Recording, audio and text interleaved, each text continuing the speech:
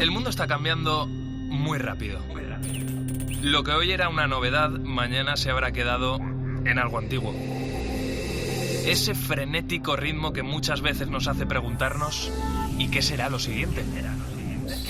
Velocidad que genera incertidumbre, a veces miedo, pero también intriga, ilusión y sobre todo emoción por conocer. La ciencia, la tecnología, la innovación, los cambios sociales nos empujan para seguir avanzando. Soy José Ángel Cuadrado y si tú me preguntas ¿qué será lo siguiente? ¿Qué va a ser lo siguiente? Yo te respondo, esto es lo que viene. Hoy mismo vamos a lanzar a audiencia pública el plan de ciencia.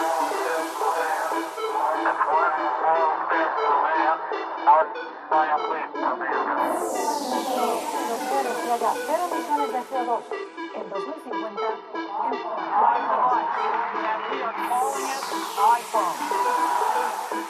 El comité ha llegado a una conclusión científica clara. Es una vacuna segura y efectiva. La tercera misión de SpaceX se ha acoplado con éxito. En COPE, José Ángel Cuadrado. lo que viene.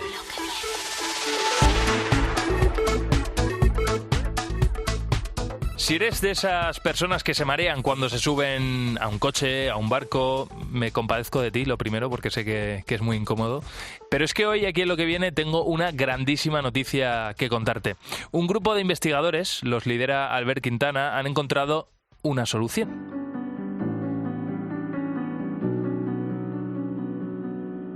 Y una solución que no es un parche, como lo puede ser, por ejemplo, la biodramina, que va bien, pero que, entre otras cosas, da mucho sueño.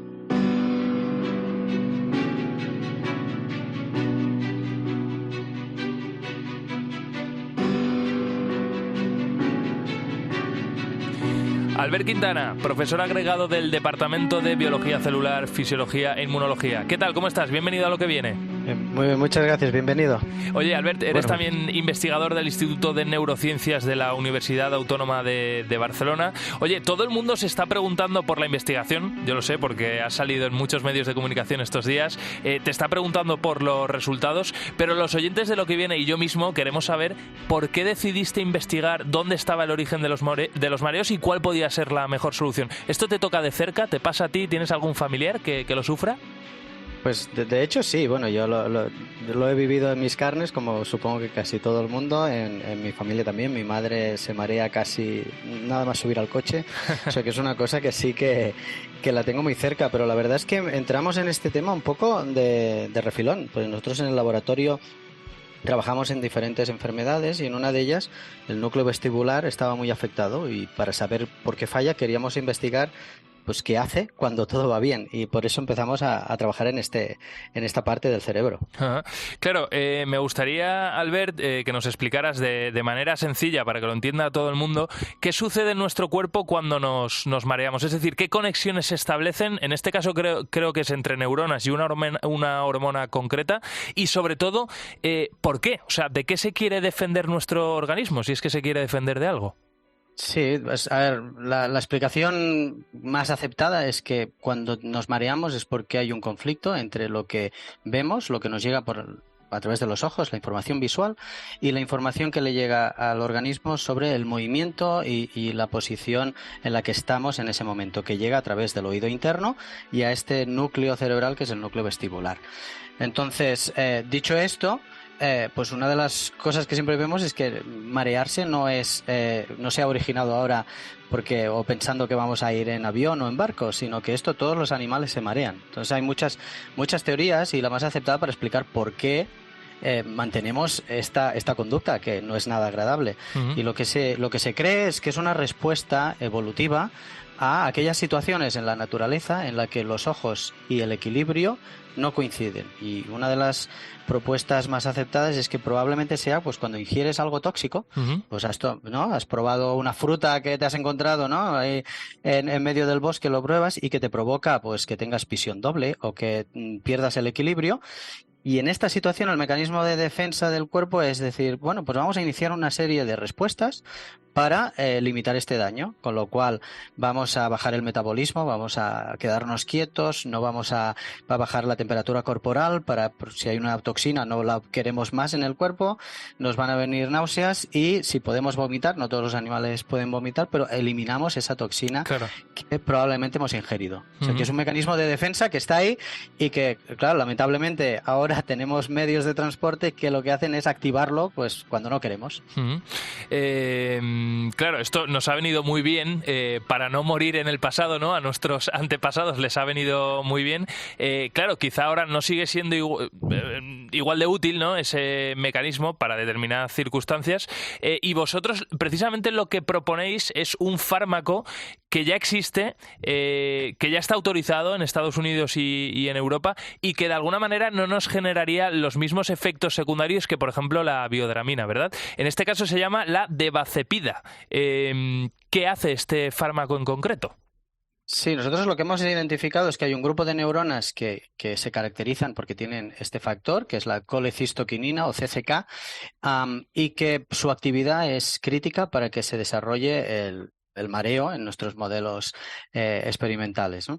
Entonces, como hemos identificado este factor, que las neuronas lo producen, pues nos planteamos de que probablemente hacen su acción a través de receptores para este factor, que como bien dices es una hormona y a nivel de otros órganos tiene un papel, sobre todo a nivel gastrointestinal, tiene un papel muy importante. A nivel de cerebro y en el sistema vestibular, que es el implicado en el equilibrio, no teníamos claro qué podía hacer.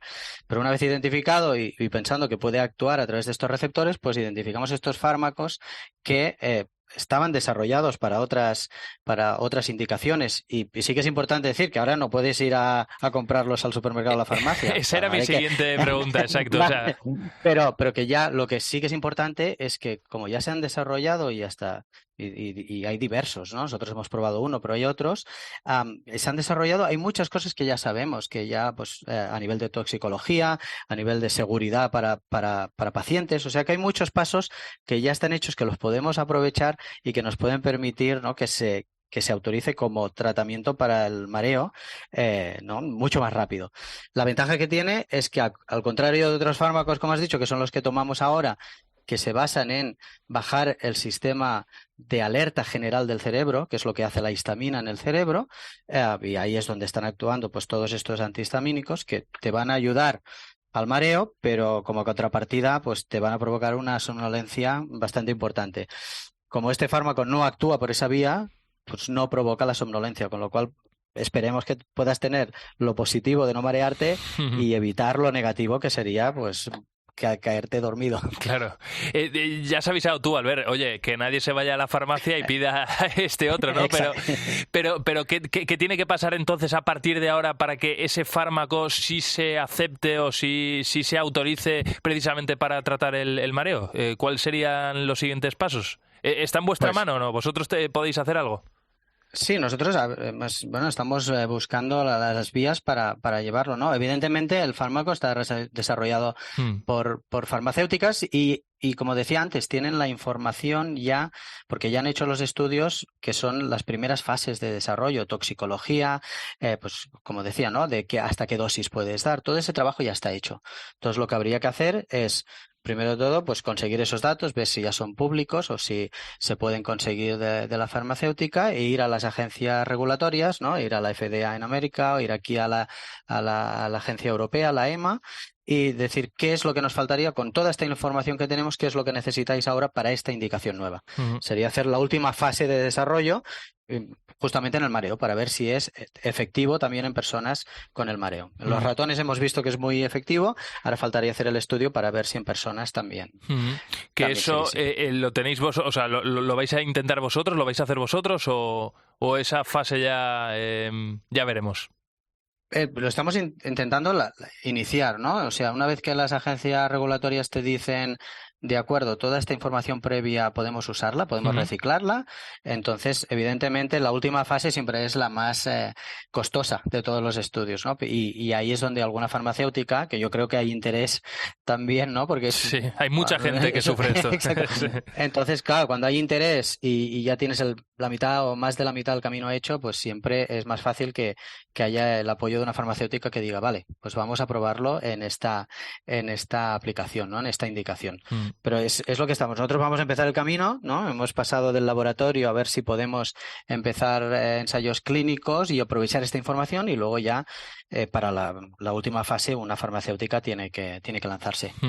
Oye, una última cosa, Albert. Bueno, ya no es pregunta, es reflexión. Estaba yo pensando esta mañana mientras preparaba esta entrevista, ¿cuánto nos queda por conocer de nuestro cerebro, verdad? O sea, ¿cuántas cosas quedan aún por saber de nuestro cerebro? Sí, de hecho, mira, esto es una frase que siempre pongo en todas las clases que doy aquí en la universidad, porque aprovechando una frase de Ramón y Cajal, que es así el premio Nobel en ciencia que tenemos y ya hace unos cuantos años, su cita siempre es: hasta que no entendamos el cerebro, el mundo seguirá siendo un misterio. Y eso es del 1900 y sigue válido ahora, ¿no? Podemos ir a Marte, podemos ir a todos lados, pero el cerebro todavía no lo conocemos. Desde luego. Y creo que sí.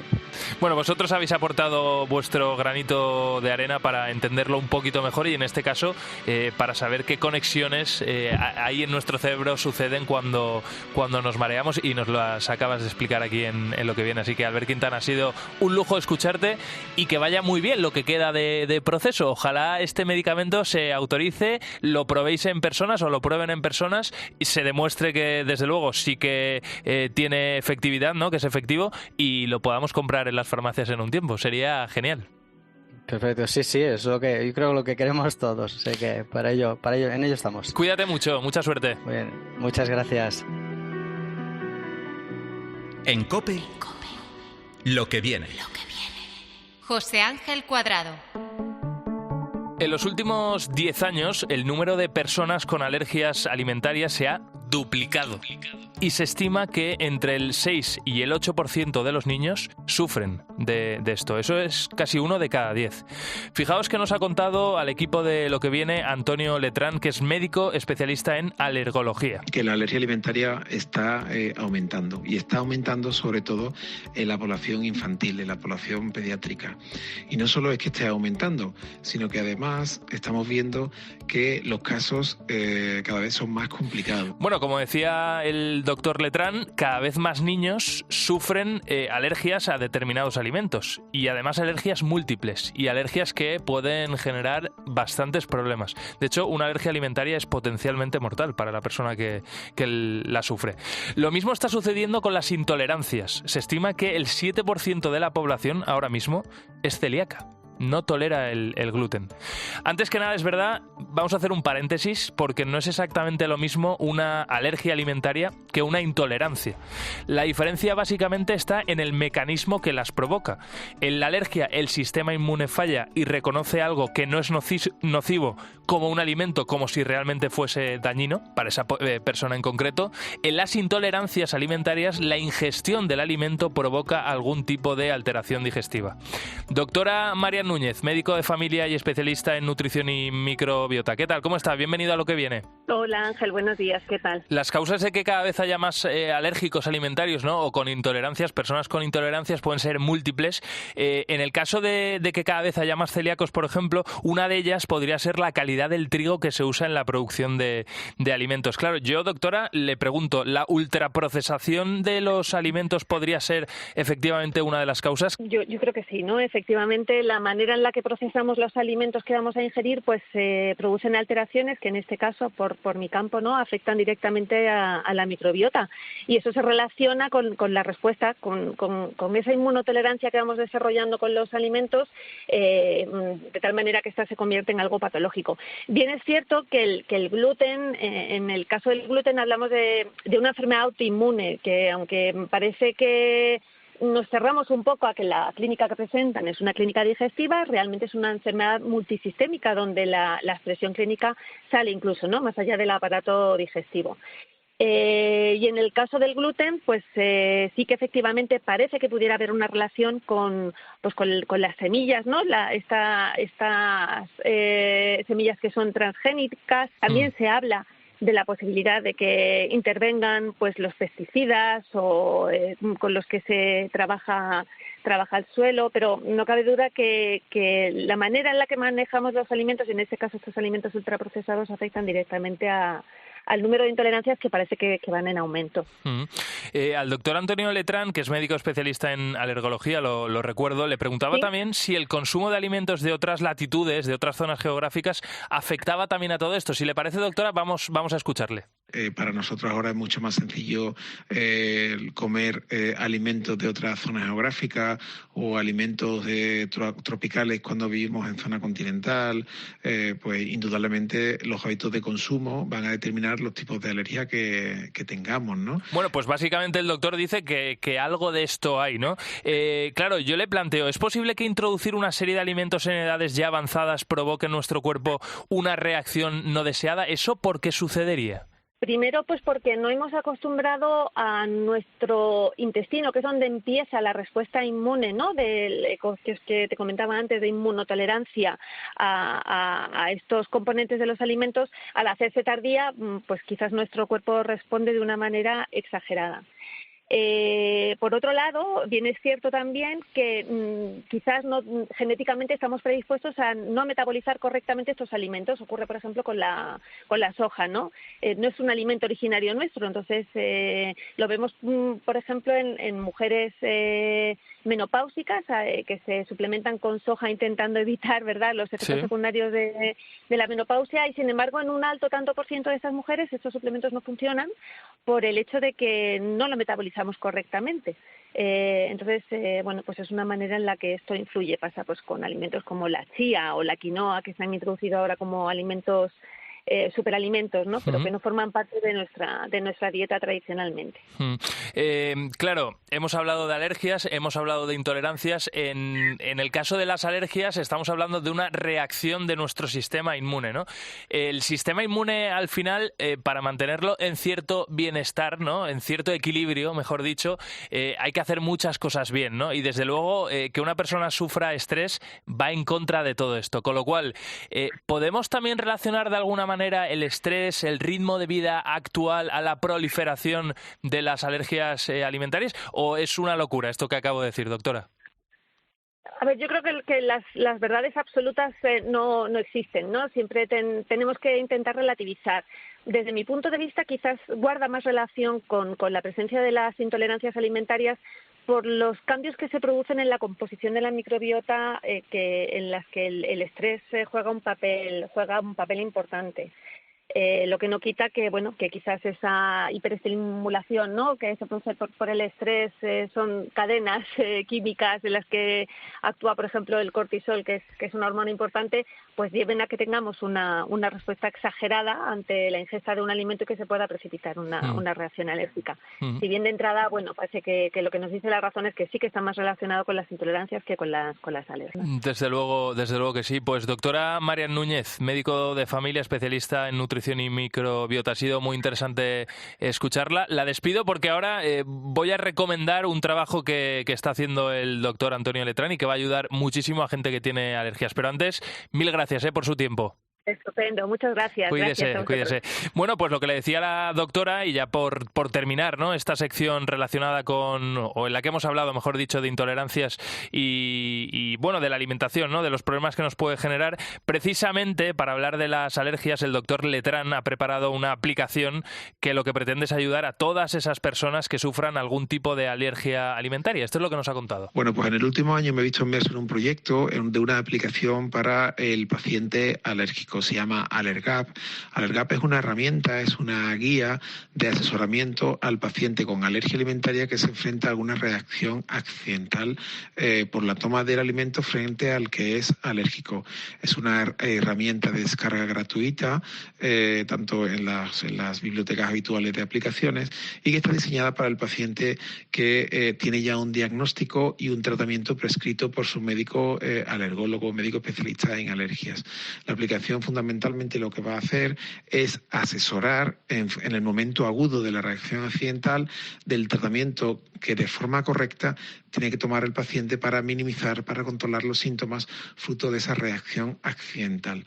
De forma que tiene una serie de algoritmos de tratamiento que te ayuda desde el principio hasta el final de la reacción accidental, tanto en casos leves como en casos graves.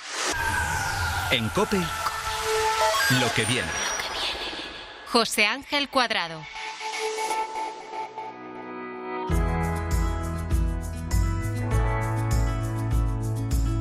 En un mundo que parece dirigirse irremediablemente, bueno, que está ya en ello, hacia la automatización de millones de empleos, sobre todo usando la tecnología y también del uso de la inteligencia artificial como solución a múltiples retos, todavía hay personas que pretenden poner el foco más importante, el foco que dé más luz en las personas.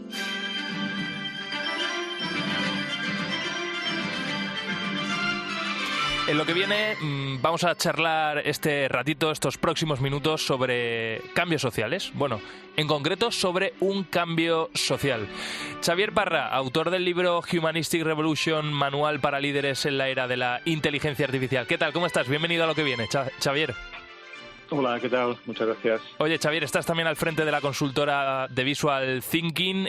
Oye, lo primero que te quiero preguntar, por ser muy directos, ¿poner el foco en las personas significa dejar la tecnología a un lado o no necesariamente? Pues no solo no necesariamente, sino que es todo lo contrario. Necesitaremos el talento de todos justamente para poder integrar en nuestras organizaciones esta avalancha y esta nueva revolución tecnológica que se nos viene, entre otras cosas. Oye, otro de los puntos muy interesantes, y además está muy de moda, ¿no?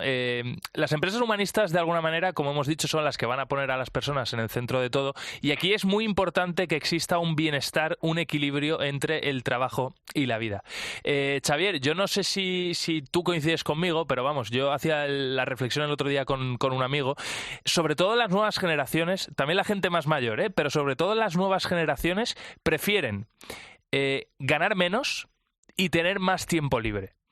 Esto está relacionado con ese equilibrio entre el trabajo y vida, pero es verdad que estamos en un momento en el que las empresas necesitan competitividad, necesitan resultados. Todo esto es muy complejo. ¿Cómo se llega a un equilibrio? ¿Cómo se puede llegar a un equilibrio? Pues mira, yo pienso que intentando hacer un poco resumen de la reflexión esta última que has hecho, no es que busquemos un equilibrio, es que lo que tenemos que crear es un ecosistema que se va a autorregular solo. Ese ecosistema es un ecosistema en el cual pongamos a las personas en el centro, porque es que ahora es cuando más necesario que nunca el talento de todos para abordar esta nueva revolución. Y te pongo algunos ejemplos de cuando decimos personas en el centro y hablamos de ese wellness corporativo, de qué estamos hablando, ¿no? Normalmente las empresas, cuando han trabajado ese ecosistema humanista o han trabajado en el wellness corporativo para crear un entorno en el cual las personas se puedan desarrollar, han puesto énfasis en elementos, como tú bien decías, ¿no? Pues el poder compaginar vida laboral y vida profesional.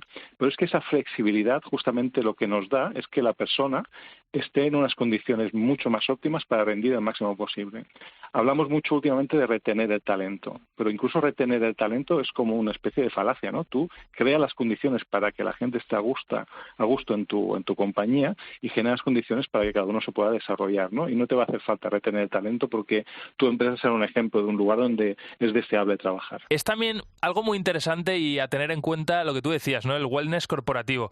Claro, más allá de los programas tradicionales de salud, yo estoy pensando, por ejemplo, aquí en la radio, ¿no? En COPE, todos los años tenemos como una revisión anual donde nos chequean, ¿no? ¿Qué tal nos encontramos? Pero esto no va por ahí. O sea, aquí, por ejemplo, deberíamos hablar, o las empresas deberían empezar a tener en cuenta los programas, por ejemplo, de salud mental, ¿verdad? Sí, aquí hay muchos elementos que juegan en este ámbito del wellness. Tú has comentado el de programas de salud y bienestar, pero podríamos hablar también pues de encontrar con espacios de trabajo flexible, donde está el teletrabajo, por ejemplo, también. Crear entornos positivos y respetuosos, que es también una cultura de la manera en la cual nos comunicamos entre nosotros y con nuestros líderes, ¿no? Desarrollar también profesionalmente a nuestro equipo, darle oportunidades de que crezca.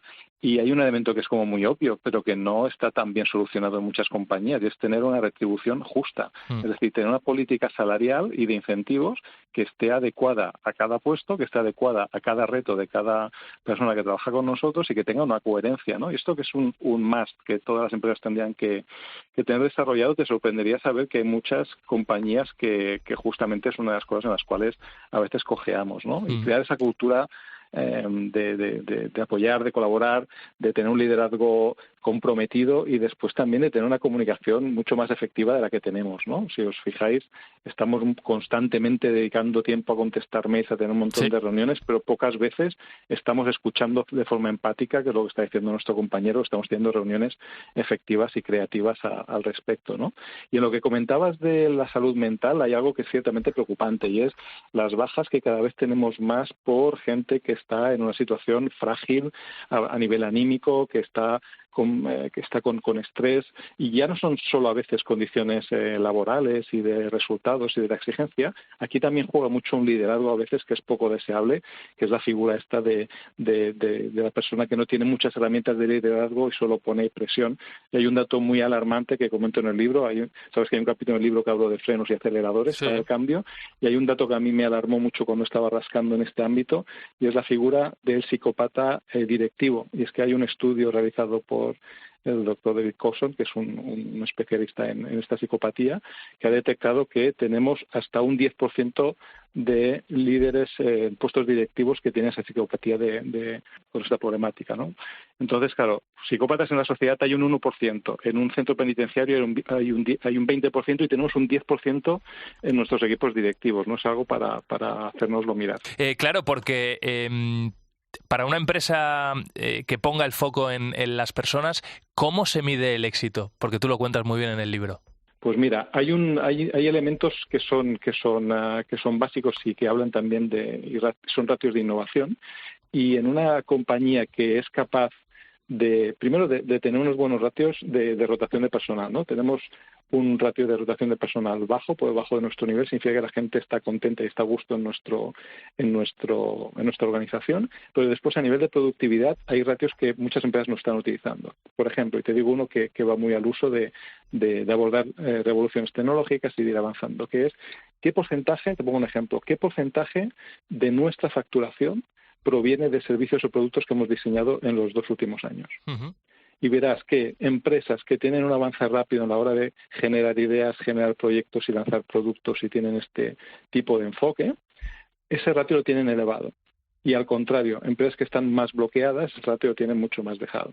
Yo creo que también es muy relevante que una empresa, sobre todo lo digo porque lo he leído en tu libro, ¿no? Y me ha hecho reflexionar, ¿no? Que un líder, que un gestor, que un coordinador de proyectos deje claro al equipo que los errores a la hora de tomar decisiones, a la hora de poner en marcha proyectos, también juegan un papel importante. Que no pasa nada por haber fallado. O sea, lo importante es fallar y continuar, ¿no? O sea, que la cosa no se quede ahí, que continúe. Pero qué importante es que la gente no trabaje atenazada, que no trabajemos con ese miedo. Hay un elemento que a mí me encanta en los modelos Agile de gestión de proyectos, que es equivócate rápido y barato. Es decir, que si nosotros entramos en una dinámica de empezar a lanzar mini proyectos, ir avanzando en nuestra estrategia y damos la potestad a los equipos de ir probando y hacer pequeñas probaturas, fallar es lo habitual. Es decir, probar algo, fallar, aprender, iterar e ir escalando en esa escalera de aprendizaje, nos hace tratar el éxito y el fracaso desde otra perspectiva totalmente diferente. Si estamos en el otro ámbito de generamos grandes proyectos que son grandes piedras que lanzamos 3 al año solo y dependemos solo de esos 3 proyectos, la tensión y la presión que tú tienes sobre un macroproyecto que ha costado un dineral o una parte importante de tu CAPEX del año, eso te va a provocar mucha más tensión. Con lo cual, iterar, ir poco a poco y tener esos pequeños fracasos y esos pequeños éxitos que nos permiten avanzar y entender sobre todo el fracaso y el éxito de otra manera, un poco como si fuésemos una startup. Sí, es un poco ese lean startup famoso que hablábamos de ese tipo de empresas, es muy aplicable a la gestión de microproyectos en grandes compañías o en pequeñas compañías, esto es independientemente del tamaño de la organización. Desde luego que sí. Oye, una última cosa, la inteligencia artificial. Al final tu libro tiene ese subtítulo, ¿no? Manual para líderes en la era de la inteligencia artificial. Por lo que estás viendo tú, ¿no? ¿Cómo están integrando de manera general las empresas la inteligencia artificial? En algunos casos, los trabajadores de esa empresa se sienten amenazados por cómo los jefes están decidiendo que se incorpore la inteligencia artificial. Mira, esto está yendo súper rápido y en un tiempo récord la inteligencia artificial nos está permitiendo automatizar un montón de tareas. Para mí la pregunta clave aquí, o es doble, la pregunta es, primero, ¿cómo vamos a aprovechar esa tecnología para nosotros optimizar nuestros procesos, lanzar más productos y más servicios y que generen más valor al cliente y a la sociedad?